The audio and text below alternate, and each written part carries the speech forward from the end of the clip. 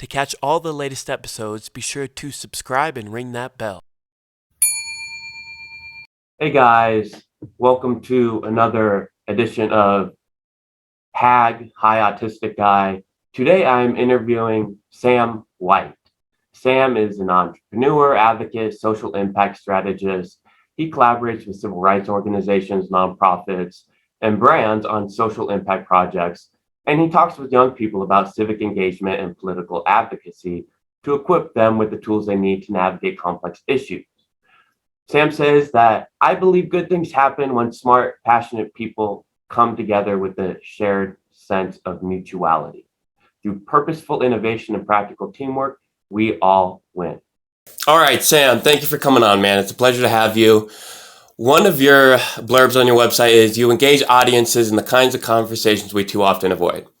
I can very much relate to that. I love to talk about what's not talked about. So A, I want to know why you do this. Why do you think it's important? And B, what piqued your interest behind this, and why is it one of your passions? Yeah, well, first of all, thank you so much for having me. I'm really excited to be here. This is great. I'm glad we can make time for it. I think that a lot of the times that I've experienced, really substantial personal growth has been talking about issues that I think people don't often like to talk about or that considered, taboo subjects. Things like race and politics and gender and sexual identity and all the ways in which there are these identities that help create our whole personhood, and yet we somehow, from a very young age, are encouraged to not talk about with the kind of honesty that I think we should, and that I think a lot of people think we should.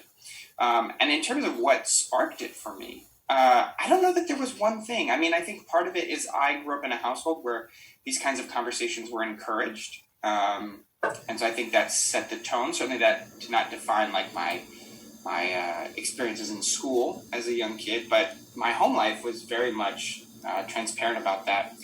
And then, when I found myself with a large platform and a lot of people paying attention to what I was doing and what I was saying, I felt like it was the perfect opportunity to elevate some of the issues that I'd been working on behind the scenes for a really long time. And I think as a straight white guy, there's also a level of responsibility to use your platform in some sort of productive way. And I think that we should encourage others to do that as well. I think that's what you do with your platform. And yeah, I just think like life is too short to not talk about the things that really impact people's lives, including my own, right? Like none of us are immune from these societal structures. Absolutely. I talk a lot about mental health, mental illness, and kind of the suffering that comes along with that. And I've always found it odd that perhaps the one thing all humans have in common is the experience of pain and suffering. But it's also the one thing we don't talk about, right? So this one thing that could unite us is kind of left on the table and nobody wants to touch it. Well, what are some vulnerable topics that specifically you'd like to really dive deep into and I guess make people uncomfortable? Because that's, the only reason we can ignite change is making people uncomfortable. What are some specific topics that you really like to delve into? Yeah, no, that's a great question. And I completely agree. I think there's both a deep sadness and a great opportunity and a beautiful opportunity in the solidarity we can offer each other with respect to pain. For me, I think the first three things that come to mind have to do with race, gender, and sexual identity. Just because I think that, and I would clarify that as a Jewish person, right, I talk about faith to some degree, but it's not, I think, as much of a focal point for me. Although certainly, like, I have been a vocal opponent of all of the endless wars on Islam across the world. But I think that for me, the issues are twofold, right? On every particular identity issue, right? First is, well, let's just talk about basic facts, right? About history, about the way in which this country has functioned and continues to function and continues to demonstrate an urge to function.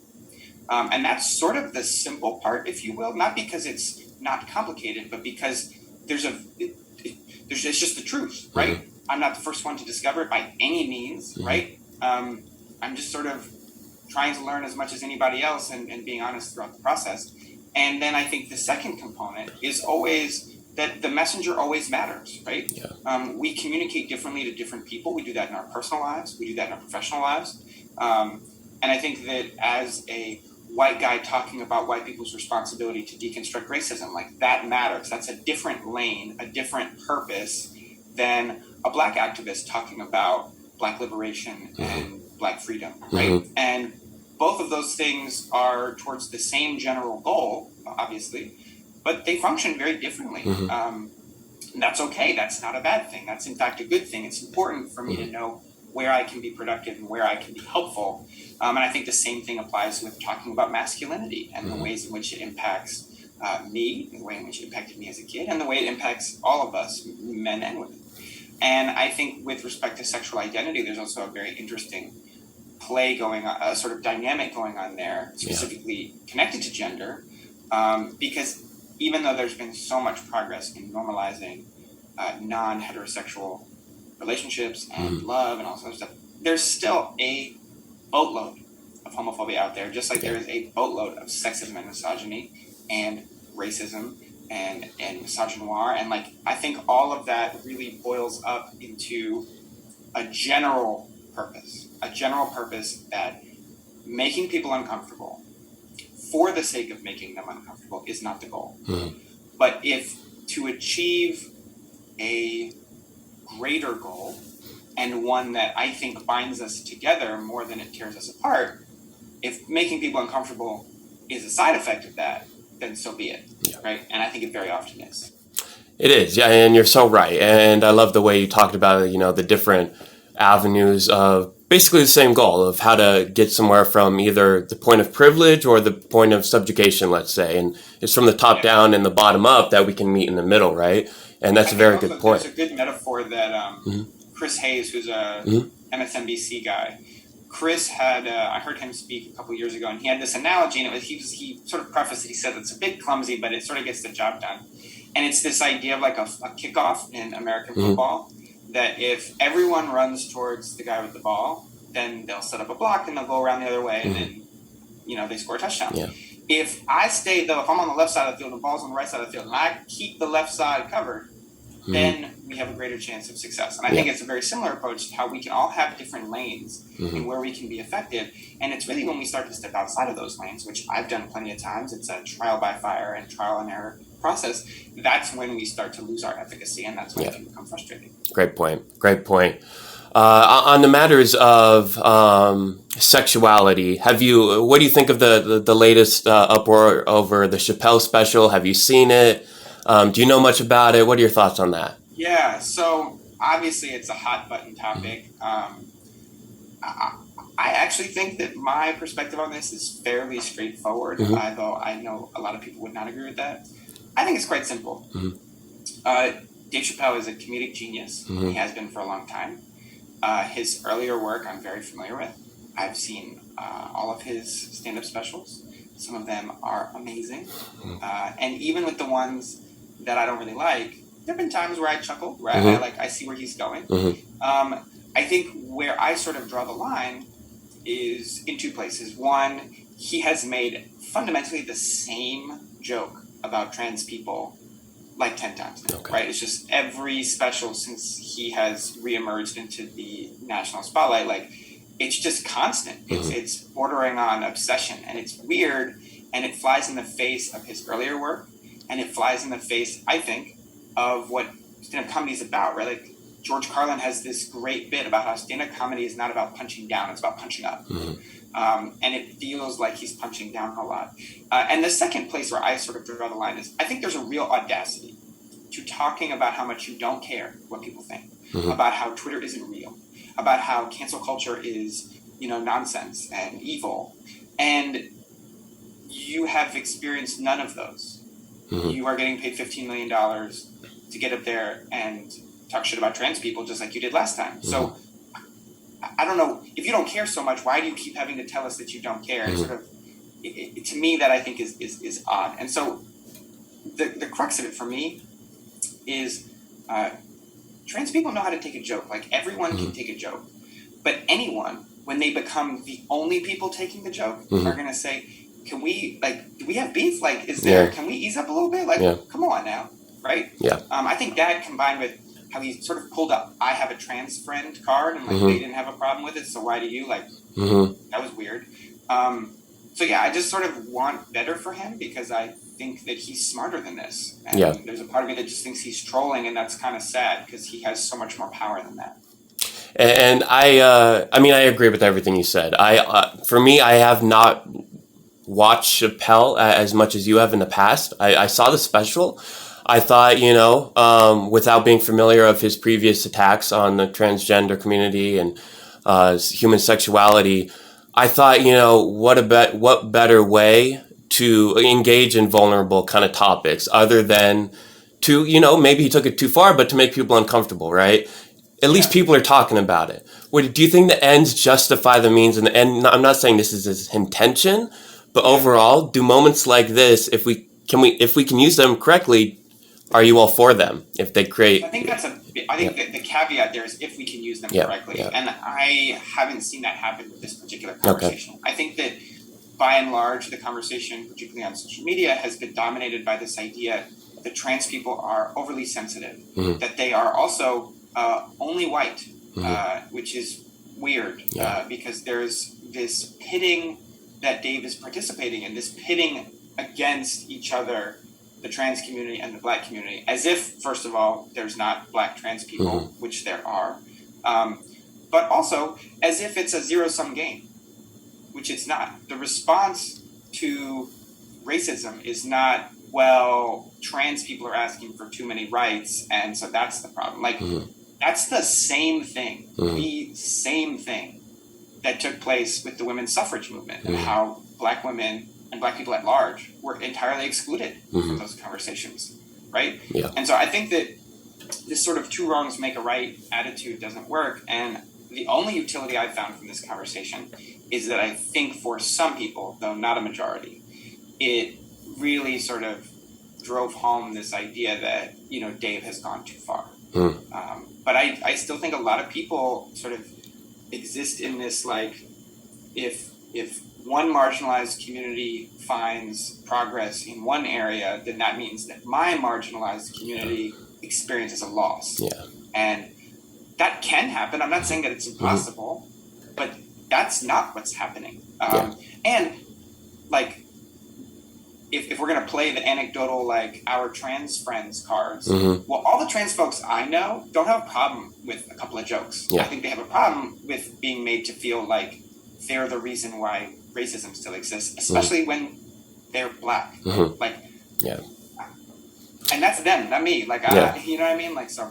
And I mean, like, Chappelle, what was his line? Trans people are always a minority until they choose to be white. I think he said something similar in that special. And so, I know. So he is definitely using a lot of hyperbolic, I guess, just exaggeration on. Yes, I think he's the way I would describe it, sort of in a vacuum, if we were to like hyperanalyze it. He's stretching the fibers of truth, right? Yeah. He's pulling them apart so that they're not completely ripped, because there are nuggets of truth to what he's saying, but he's stretching them so thin that it's a misrepresentation. It no longer is the thing that it was before. So, for example, is there a conversation that needs to be had, and that has been had and needs to continue to be had, about how white people, especially white men in the LGBT community, absolutely have a problematic history with race and racism? Yes. Period. Singling out trans people in that is odd to me, because trans people have experienced very similar oppression from within their own community as black LGBT folks have experienced. And there's actually been, historically, a higher degree of solidarity between the trans community and the black community and the black LGB community, right? Because obviously trans people are included. And so that's where it's like also ahistorical, right? Particularly when you look at the fact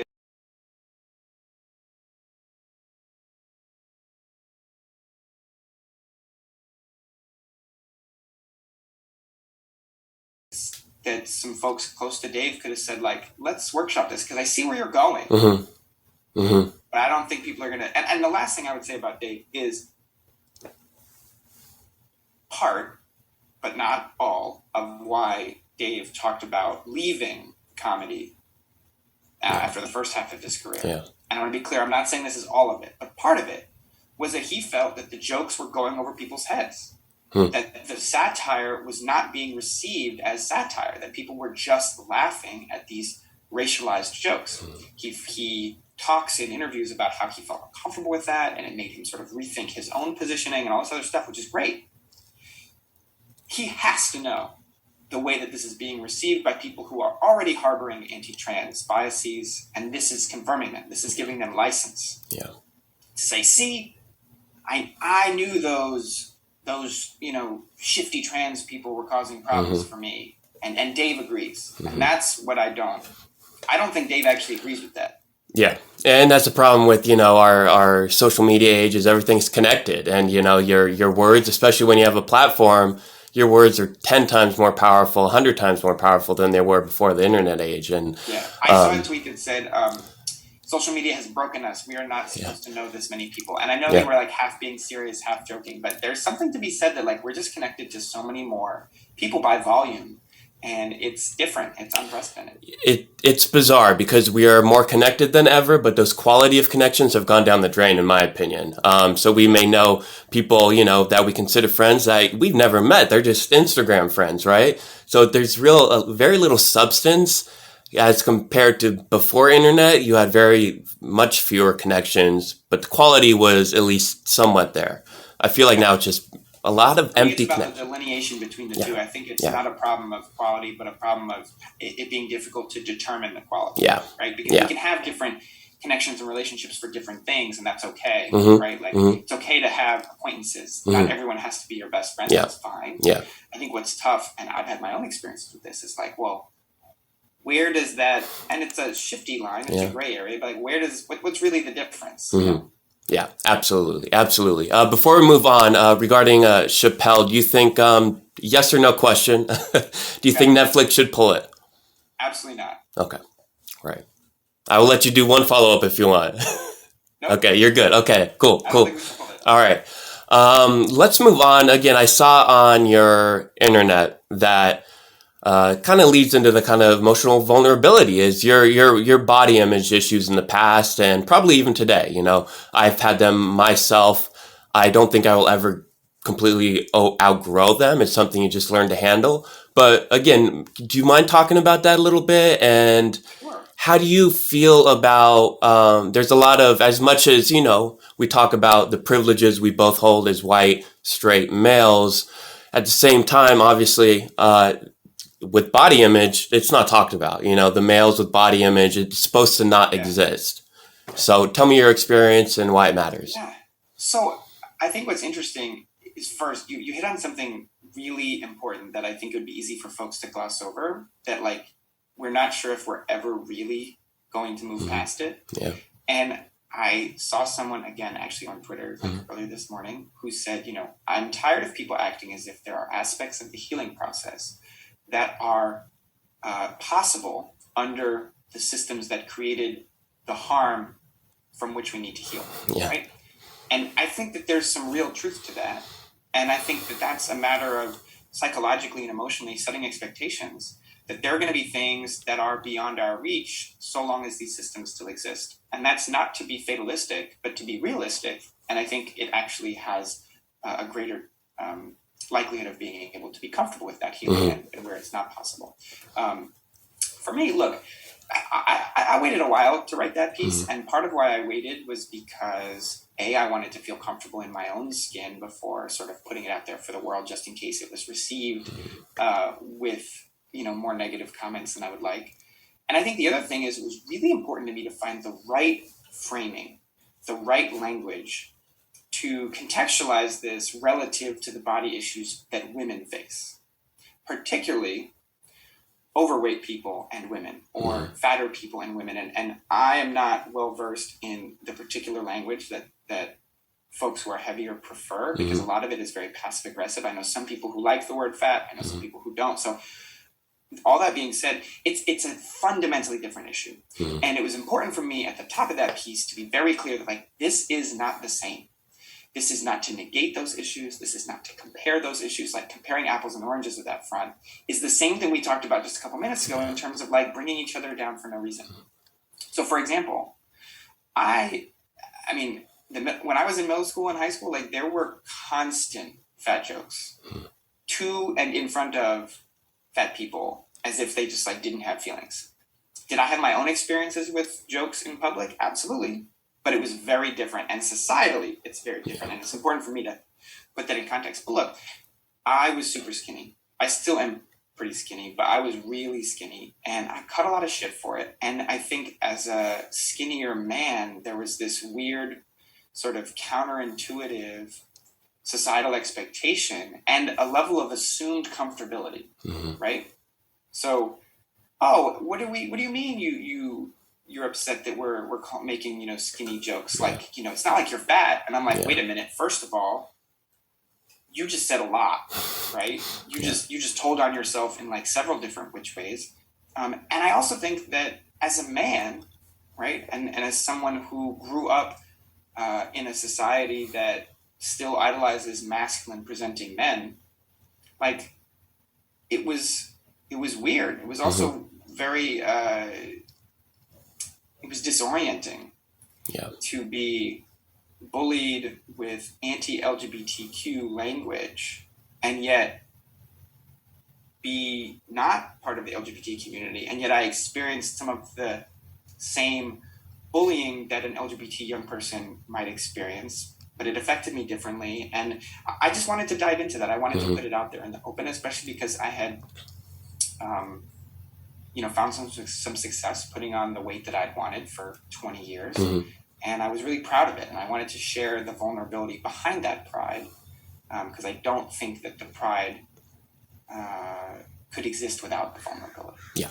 That was the work that I had to do with myself, with my circles, before putting it out there publicly. And that's why I thought it was necessary.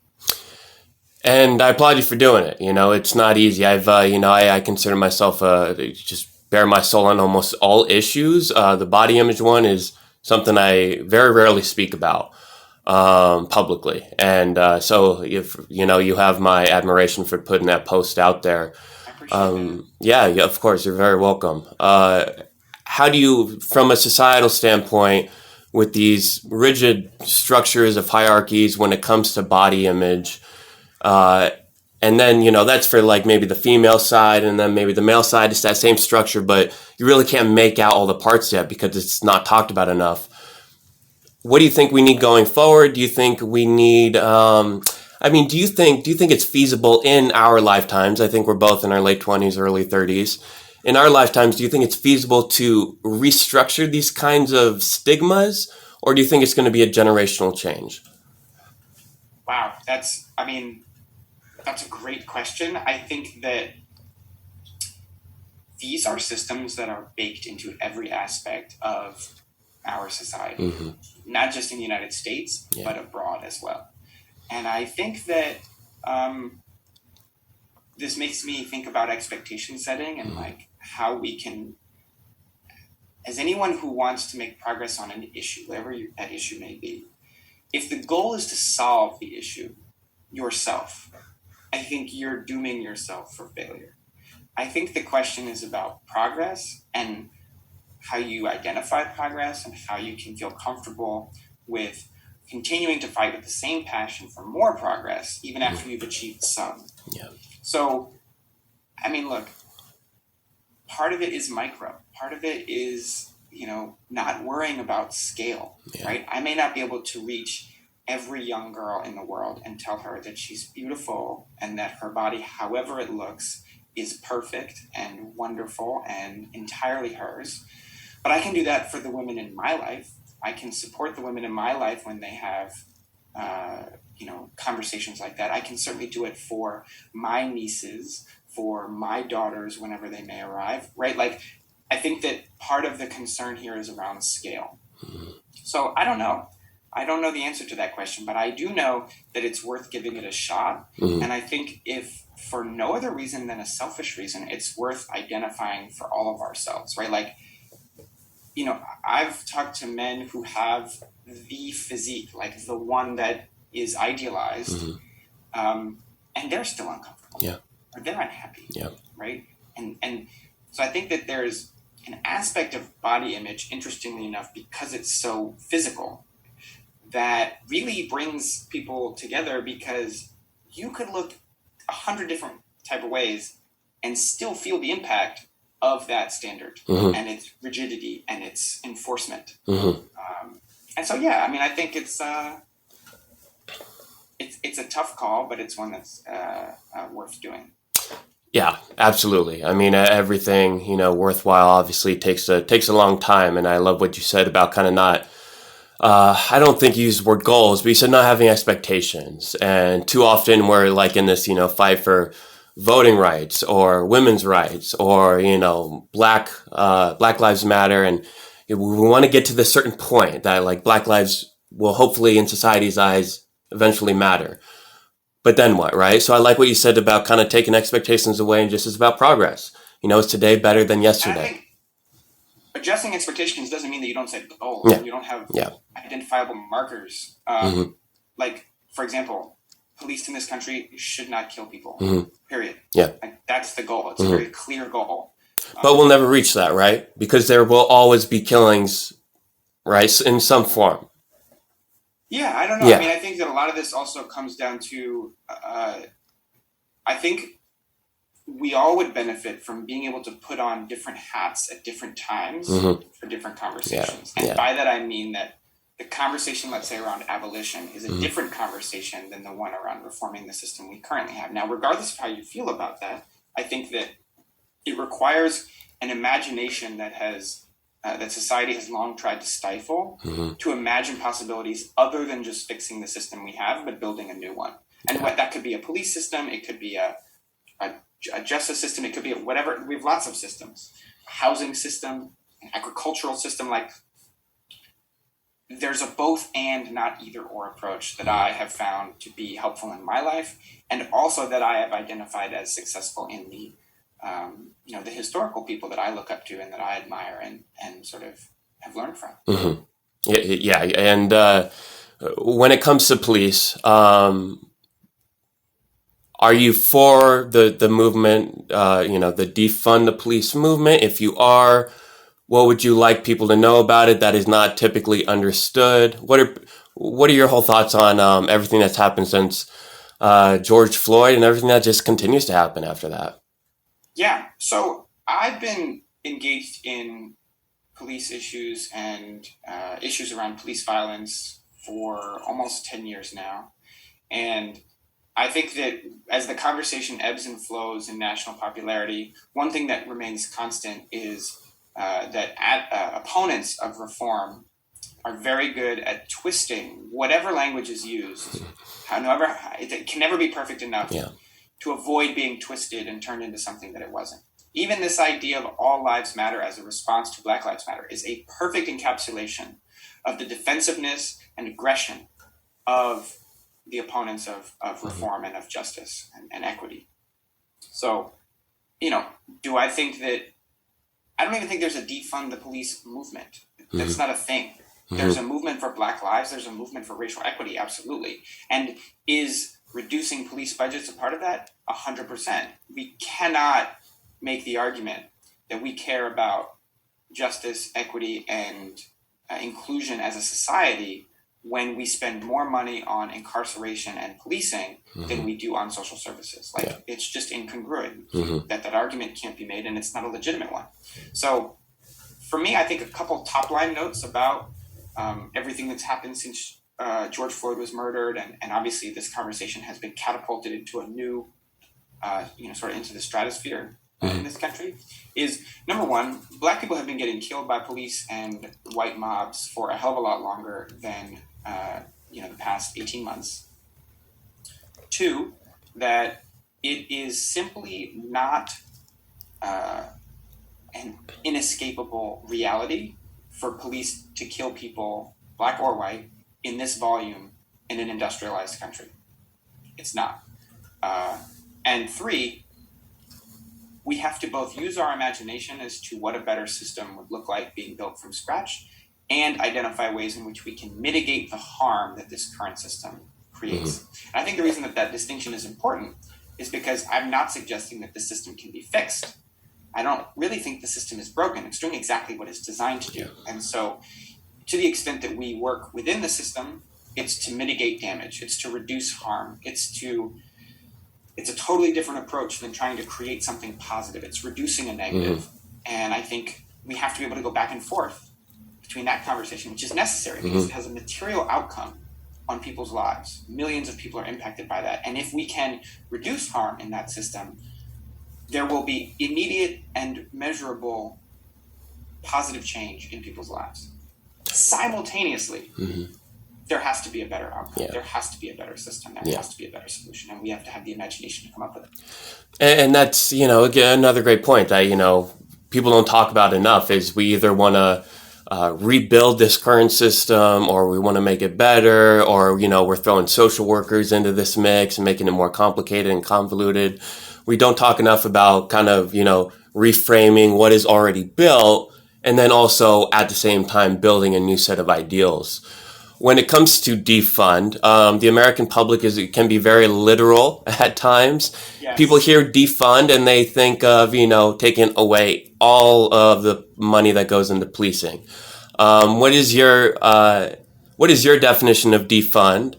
And if we are to defund the police, and again, not in totality, but take away some of their monies to give responsibility to others, who should share in that responsibility of our, I guess, policing system, not necessarily to catch bad people, but to the motto, protect and serve everybody?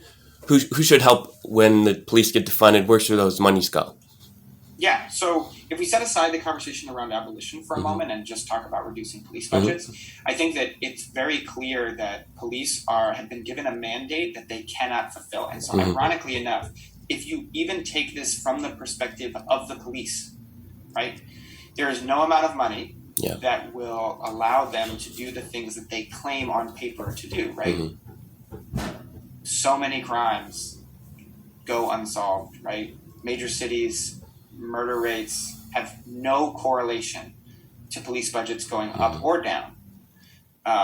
Money is not what makes policing possible. It's what makes oppression and occupation possible. So I think that when it comes to what we should do with that money elsewhere, I mean, there's a part of me that says, take your fucking pick.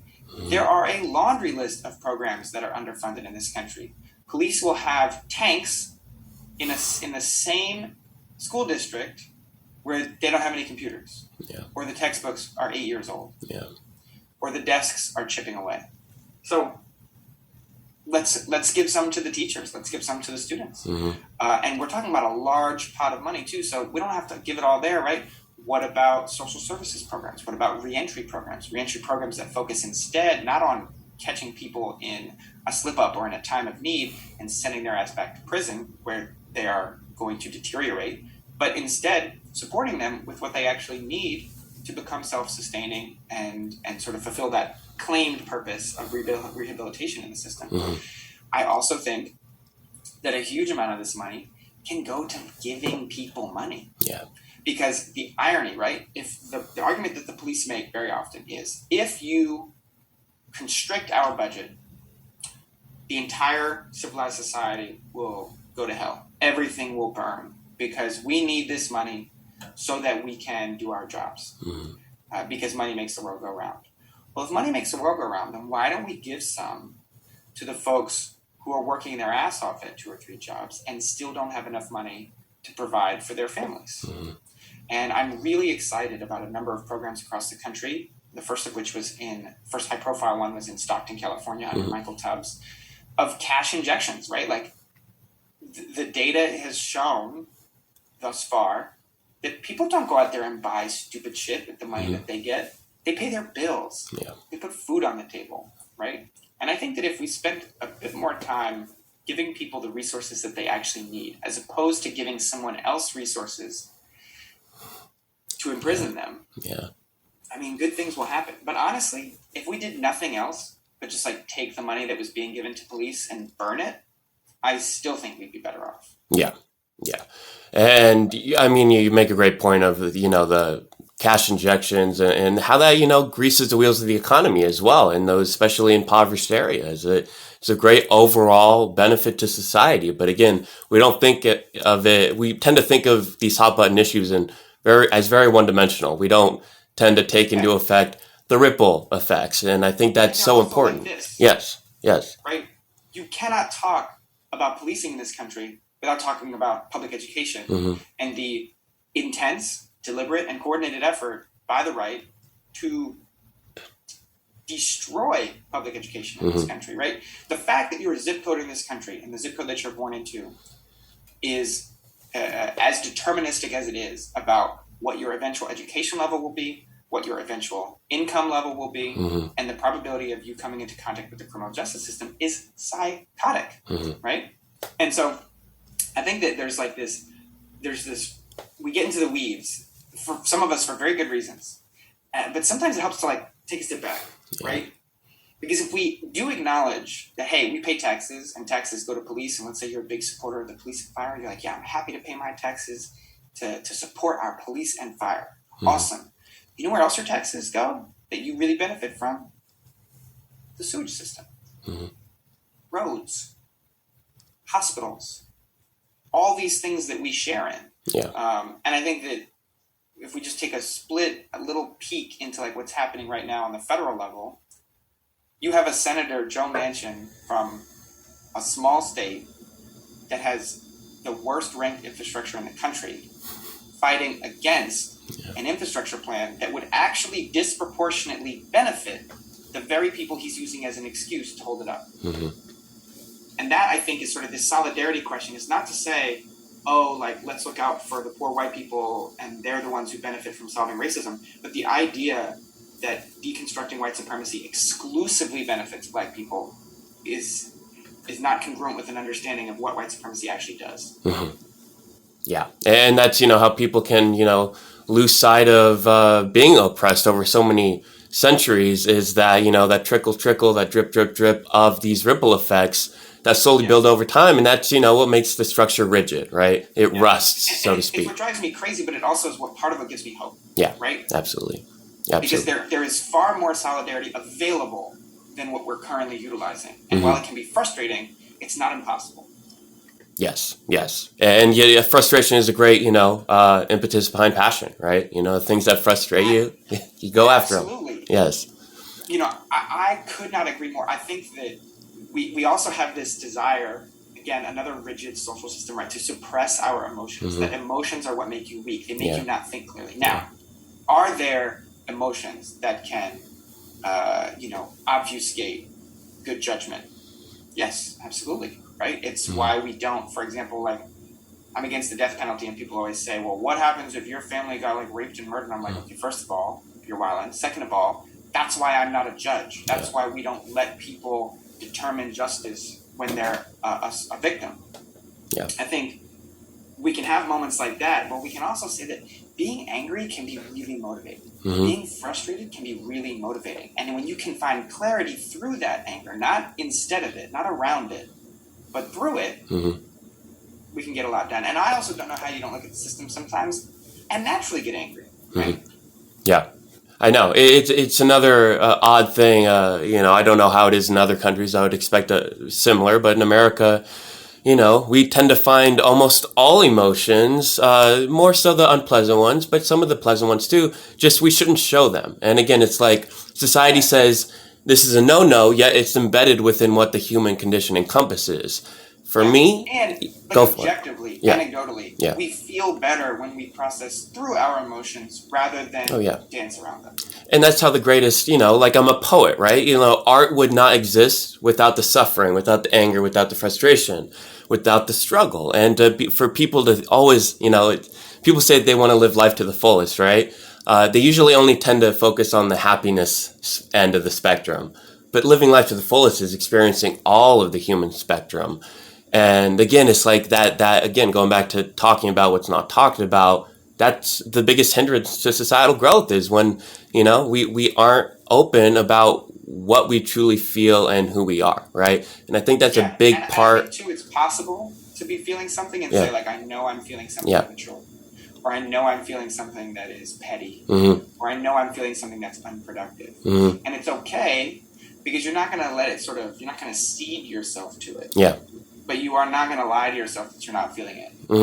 Yeah, I know. And, it's frustrating for me to see people think, everybody has life figured out, and people tend to generalize their own life experience onto others. Oh my goodness. But, we'll never, we won't even really understand what our life is about, let alone anybody else's, right? Yeah. And so listen, shout out to therapy. Yeah, right? Because it sounds like, listen, that's where we should send a hell of a lot of money from the police budget, so that everyone can have therapy. Because whether you're fucked up or not, therapy is a good thing, and most of us are kind of fucked up. Absolutely. Okay. I think if you're not broken by this life, you're not learning anything, and maybe you're just not living. I think to live life is to suffer, and we need support in that. And again, therapy. You would think it's still like the 1990s, 1980s, but there are still people who are like, you go to therapy. And I'm like, yeah, everybody should go to therapy. Like, listen, man, we're making progress. Yeah. I think it's a slow burn. It is. And selfishly, I'm glad that it's not 1990 and I can talk about going to therapy. And there's going to be some detractors, but there's also going to be a lot of people being like, hey, I'm happy for you. Yeah. And that's, for me personally, that's what I lose sight of, honestly, is, again, going back to the expectations. I always have these expectations of, let's get to this point of everyone will accept me as I am. But again, then I lose sight of the progress that's being made in the meantime when I'm only set on the end goal, right? So yeah, I mean the especially like zoom in, zoom out. Yeah, absolutely. I tend to be zoomed in. I really need to start lubricating the zoom out lens, because it's getting stuck a little bit. Hey, listen, a little bit of practice goes a long way. Right. All right. Wrapping up, I want to ask you about cannabis. It's a huge booming industry right now. Obviously, there is a lot of tension around Black individuals who want to get into the industry and aren't able to because of the societal structures we've been talking about. What are your thoughts on the modification of cannabis throughout the states? What are your thoughts on when it should be federally legal? Because once that is going to be legal federally, Big Pharma might get into the mix. How do you think we as a country should navigate this booming industry? And when should we make it federally legal and have it equitably accessible to anyone who wants to take part? Oh my goodness, there's so much in that. Yeah. So look, I think that every single person currently in a cage in this country who is in that cage because of possession or distribution of cannabis should be released. I think their records should be expunged. I think it should be fully grandfathered. I think it should be federally legal. I think it should be regulated for safety. I think the idea, we learned this lesson the hard way with alcohol. Alcohol used to kill lots and lots of people because it wasn't safely produced. I think that is, cannabis is less dangerous than alcohol. And it's true there. It's true with other drugs as well. And there are countries, though not as many, that don't have the same federal and criminal justice structure around even harder drugs like cocaine or heroin. And they see lower deaths and lower abuse rates. And with respect to the equity side of things, again, I think this is one of those issues that is complicated when you zoom in. Certainly there's a lot of detail that would be involved, but the premise is simple. Yeah. And the premise is that the people who have been suffering the consequences of a near 50-year drug war should absolutely be the first beneficiaries of the conclusion of that drug war. And we're not seeing that, right? We're seeing a predatory environment where it's an industry dominated by white people, and yet Black folks are the ones who have been suffering the most objectively, on paper, anecdotally, all the different which ways. So I think that requires regulation. I think that requires investment. I think that requires, a couple companies doing the right thing. Like, I know that this is like this foreign concept, but we can never expect a company to do the right thing. And I think we can. I think we should hold them to a higher standard. So, it's amazing to me that something as mild as cannabis, as compared to other things that are legal in this country. You look at the opioid crisis and the ways in which Big Pharma pushed these drugs that they knew people would get addicted to and would destroy their lives. The way that alcohol is significantly more dangerous on a chemical level than comparable amounts of cannabis. And I think it's also due to the fact that you look at the origins of cannabis laws of marijuana laws in this country, and they stem from the fact that it was Black and Latino folks who were using it. Yeah. And you needed a way to criminalize those people.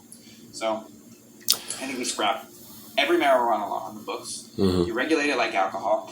You tax the shit out of it, right? Just like we tax alcohol, just like we tax cigarettes, which should be taxed to the point that you don't even have to make them illegal. Yeah. Because they'll just be too expensive. And you take the money and you do good with it. You put it into the communities that suffered from the drug war. It's just, to me, it's like very one-to-one, right? Like, you start a marijuana company, your profits should be taxed absolutely astronomically high, and those taxes should be directly earmarked for uplifting the communities that were destroyed by the drug war. Like, and I'm not trying to make it sound as if it's like not complex, but the philosophy behind it and I think the morality behind it is quite simple. And yeah, you kind of wrap up kind of this whole conversation is the morality, it tends to be simple, right? In all aspects of society, right? Not individual morality, but what we should do for our society. I think too often that gets a little blurry, the societal morality by our individual morality and our individual beliefs that can skew our morality. Wrapping up, how do you think we can move forward as a country, as a globe, as a world? It's becoming a globalist economy, right? How do we understand what our tenets of being in society are? What are our societal obligations to one another? I think COVID was a perfect example. You know, so many people say, don't tell me what to do. This is my choice. They're forgetting about the greater good. They're forgetting about, you know, the social contract. So what do we need to focus on in order to become more cognizant of the members that we are part of a community, and with that comes certain responsibilities? Yeah, so I think that it comes down to a couple things. I think first and foremost, people need to be able to zoom in and out. What can you do in your life for the people around you and yourself in a way that's just and moral? What are the ways in which you can contribute to larger movements on a larger scale towards those same ends? And I think we need to raise the bar for ourselves and those around us about what the bare minimum really is. The bare minimum cannot be this individualistic and hyper-competitive worldview. It's not functional. It harms more people than it hurts, and it is deceptive because you're significantly more likely to get burned by it than you are to benefit from it. Dr. King has said this. Malcolm X has said every notable thinker in the 21st century and before has articulated the recognition, whether they're honestly using it for good reasons or bad reasons, that we are affected by each other. We are tied up in a inescapable thread of mutual existence. And we would benefit materially and morally and emotionally from that recognition. I think it makes a lot of those moral questions on a policy level easier. I think it makes some, at least, moral questions on a personal level easier. And I also just think that objectively we'd all be better off. Like, the good things of life would be more plentiful if there was that recognition. And I think, honestly, the reason why it doesn't work the other way is because it's just not true, right? Like, no matter how many times you say it, it doesn't change the fact that we are impacted by each other. COVID being a perfect example. You can say all you want that you're not affected by this, but you are.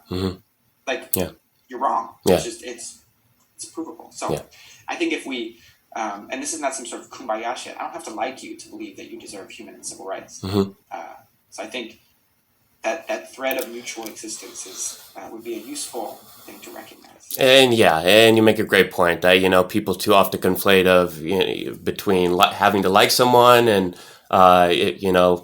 just by listening to someone, people are thinking now that they must like them if they listen to them. And again, it's that respect of just your common human, and I'll have a conversation with anybody as long as they own who they are and, they're respectful, right? And I think too many of us, I think too many of us, with the aforementioned topics we discussed, lose sight of who we really are. And that makes actual, vulnerable, substantive dialogue very difficult.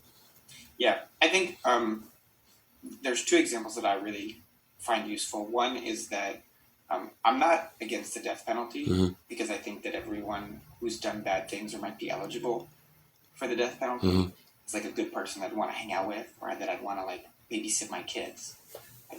I just don't think the government should be killing people, and I don't think they're particularly good at doing it fairly. So like, it's just all around a bad idea. You don't deserve to die. I also don't fight for civil rights because I have black friends. I don't fight for women's rights because I have a mother or a daughter, right? Like, these things are just right. And if my interest in them was dependent on a personal relationship, then I wouldn't be fighting for the right reasons, and I wouldn't really be fighting for them at all. Yeah. So yeah, I think that is a useful framing. Absolutely.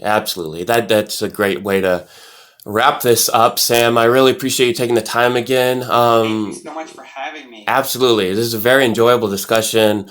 Hopefully this gets a lot of views because I really would love to have you back on. Where can people find you if they want to work with you, if they want your input on certain topics? Where can they find you?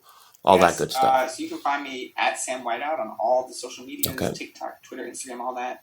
My website is samwhiteout.com. You can always email me at info@samwhiteout.com. And I really appreciate you. I appreciate what you're doing. And I also think